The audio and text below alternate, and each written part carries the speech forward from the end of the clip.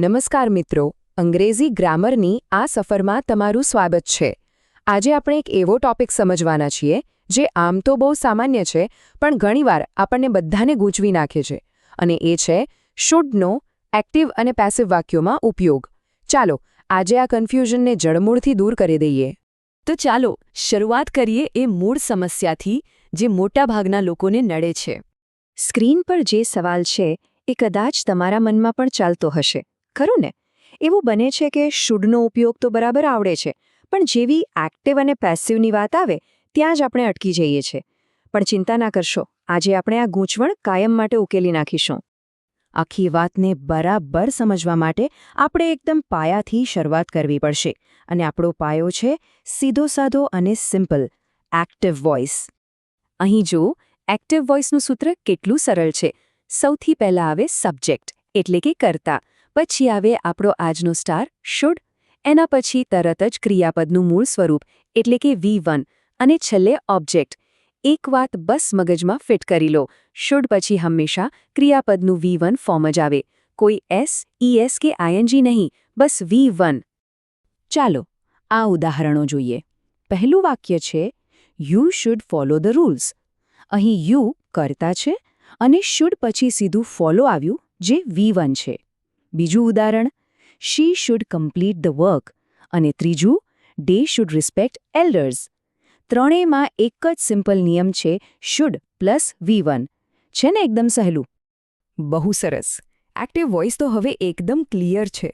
તો ચાલો હવે આગળ વધીએ પેસિવ વોઇસ તરફ, જ્યાં એક નવો અને બહુ જ અગત્યનો નિયમ શીખવાનો છે. હવે આ સ્લાઇડ પર જે છે એના પર ખાસ ધ્યાન આપજો. આ છે પેસિવ વોઇસની રચના. અહીં આખી ગેમ બદલાઈ જાય છે.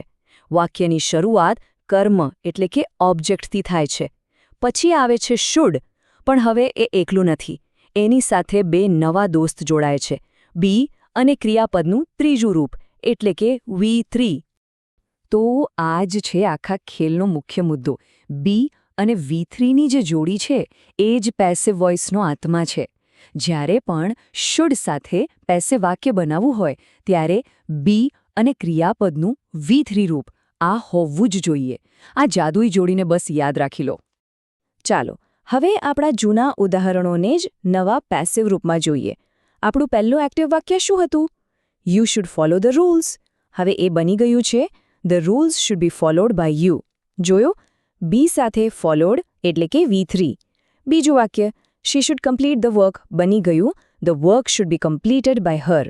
અને ત્રીજું દે શુડ રિસ્પેક્ટ એલ્ડર્સ બની ગયું elders should be respected by ધેમ.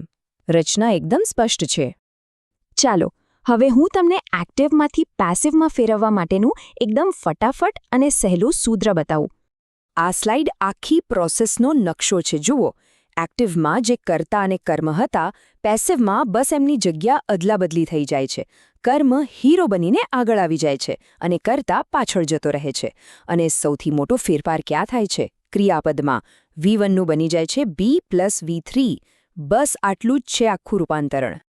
હવે આપણે એક બહુ જ પ્રેક્ટિકલ વાત કરીએ. IELTS કે PTA જેવી પરીક્ષાઓમાં લોકો ક્યાં ભૂલો કરે છે અને આપણે એ ભૂલોથી કેવી રીતે બચવાનું છે. આ ટેબલ પર બરાબર નજર નાખો. પહેલી ભૂલ જુઓ, શુડ બી ફોલો. અહીં બી તો છે પણ ક્રિયાપદ V1માં છે. આ ખોટું છે. યાદ શું રાખવાનું છે? બી પછી હંમેશા V3 જ આવે, એટલે ફોલો નહીં, ફોલોડ. બીજી ભૂલ જુઓ, શુડ ફોલોડ. અહીં તો બી જ ગાયબ કરી દીધું છે. અને ત્રીજી ભૂલ, શુડ બી કમ્પ્લીટ્સ, પણ ખોટું છે. સાચી રચના ફક્ત અને ફક્ત શુડ બી પ્લસ V3 જ છે. તો પરીક્ષામાં શું ધ્યાન રાખવાનું?